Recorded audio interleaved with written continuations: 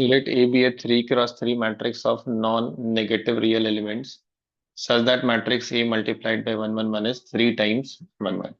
तो एक matrix A हम लोग एज्यूम कर लेते हैं having entries x1 x2 x3 y1 y2 y3 और z1 z2 z3। तो ये मैट्रिक्स ए हो गया आपके पास, दिस मैट्रिक्स ए। अभी इसको आप मल्टीप्लाई करिए 1 1 1 से, तो आपको मिल जाएगा 3 टाइम्स 1 1 1। आप 3 को अंदर ले लीजिए तो बेसिकली 3 3 3 मिल जाएगा। तो यहां से आपके पास तीन इक्वेशन बनेंगे। पहला इक्वेशन हो गया x1 plus x2 plus x3 is equal to 3। और आपको पता ही कि तीनों जो एंट्रीज हैं वो सारे नॉन नेगेटिव हैं। All 9 entries are non negative, greater than equal to 0, कोई भी नेगेटिव नहीं है। सिमिलरली जब आप सेकेंड एलिमेंट को मल्टीप्लाई करेंगे तो आपको मिलेगा y1 plus y2 plus y3 is equal to 3। And these three are also non negative, y1 y2 y3 की वैल्यू भी ग्रेटर देन इक्वल टू 0 है। And last one is Z1 plus Z2 plus Z3 is equal to 3 with the same restriction की Z1 Z2 Z3 भी आपका non negative है, greater than equal to 0। अब आपको maximise करना है डिटर्मिनेंट ए की वैल्यू, तो इसी मैट्रिक्स की आपको डिटर्मिनेंट लेनी पड़ेगी। तो let's find the determinant value of this. तो डिटर्मिनेंट वैल्यू आप किसी भी रो या कॉलम के अलोंग एक्सपेंड कर सकते हैं। I will be expanding along first row. तो आप फर्स्ट रो के अलोंग एक्सपेंड करेंगे तो आपकी वैल्यू क्या हो जाएगी। फर्स्ट एलिमेंट हो गया x1 multiplied by y2 z3।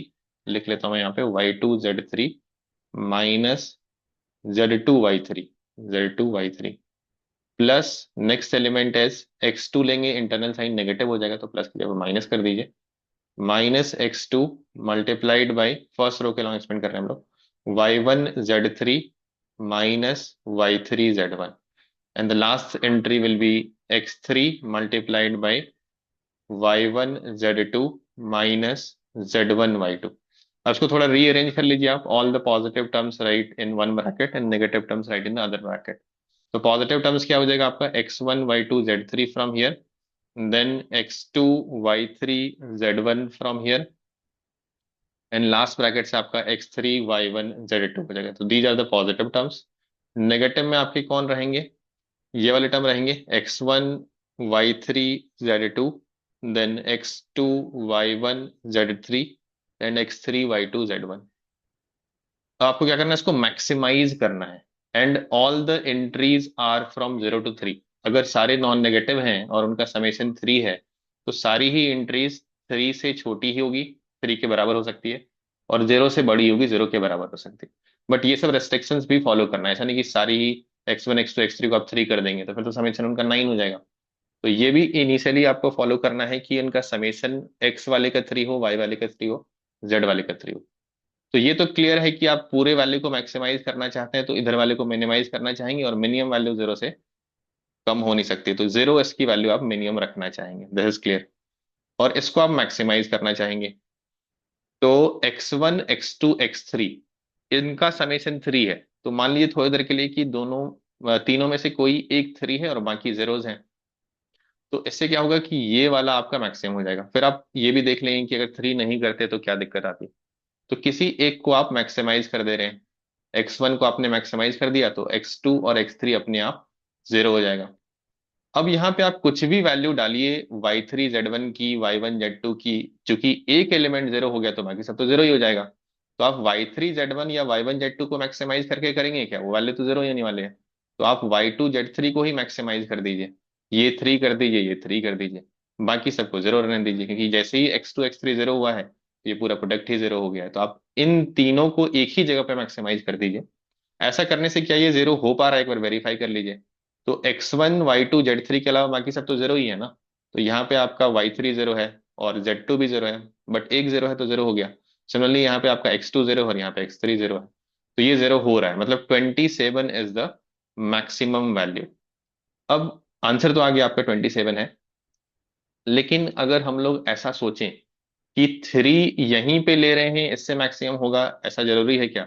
अगर हम ऐसा कर दें कि यहाँ पे 2 दे दें, जैसे x1 x2 x3 में हम लोगों ने सोचा था कि इनिशियली पहले x1 को ही 3 कर देते हैं, बाकी को 0 कर देते हैं। तो आपके मन में ये थाउट हो सकता है कि एक ही जगह पे मैक्सिमम देने के बजाय अगर कुछ कुछ दूसरी जगह पे भी दे दें नॉन जीरो वैल्यूज, तो क्या हो सकता है मैक्सिमम, एक बार सोच लेते हैं। जैसे यहाँ पे आपने 2 दे दिया, किसी एक को 1 दे दिया और किसी एक को 0 दे दिया। ठीक है। अभी जिसको जीरो दे दिया, तो y1 z2 को मैक्सिमाइज करने का तो कोई फायदा है नहीं, है तो जीरो हो जाएगा। वन में आप कुछ रख सकते हैं, तो यहां भी आपको जीरो रखेंगे तो फिर से आपको वन देने का कोई बेनिफिट है नहीं। तो आप चाहेंगे कि जहां वन दिया है वहां पे फिर से आप नॉन जीरो कुछ रखें। तो जैसे ही आप वन वन भी रखते हैं ना यहाँ पे, तो ये जो मल्टीप्लीकेशन है टू टू टू का, ये थ्री थ्री थ्री के रेस्पेक्ट में ड्रास्टिक डाउन हो जा रहा है ना, ये बहुत कम हो जा रहा है, एट हो जा रहा है। तो जैसे आप तीन को टुकड़ों में बांटेंगे ना, उनका इफेक्ट अलग अलग जगह पे जाके कम हो जाएगा। 8 + 1 9 हो गया। अगर आप टू की जगह पे 2.9 भी दिए होते ना, तो 2.9 2.9 2.9, और इधर आपका 0.1 0.1 0.1, ये 2.9 का क्यूब और 0.1 का क्यूब, ये थ्री क्यूब से तो छोटा ही होता है, क्योंकि थ्री क्यूब को आप ऐसे भी तोड़ेंगे 2.9 + 0.1 का होल क्यूब ना, तो उसमें दो टर्म ए क्यूब प्लस बी क्यूब तो ये वाले रहेंगे, लेकिन और भी एक्स्ट्रा टर्म है। तो थ्री क्यूब की वैल्यू इन दोनों के समेशन से तो ज्यादा ही है। तो आपको एक ही जगह पे मैक्सिमाइज करके रखना है, तभी मैक्सिमम वैल्यू आएगी। उसको जैसे ही आप ब्रेक करेंगे, दोनों ही जगह पे वैल्यू समेशन थोड़ी इस इंडिविजुअल वाले से कम हो जाएगी। तो ये ऑब्जर्वेशन यहाँ पे यूज करना था आपको। 27 इज द फाइनल आंसर।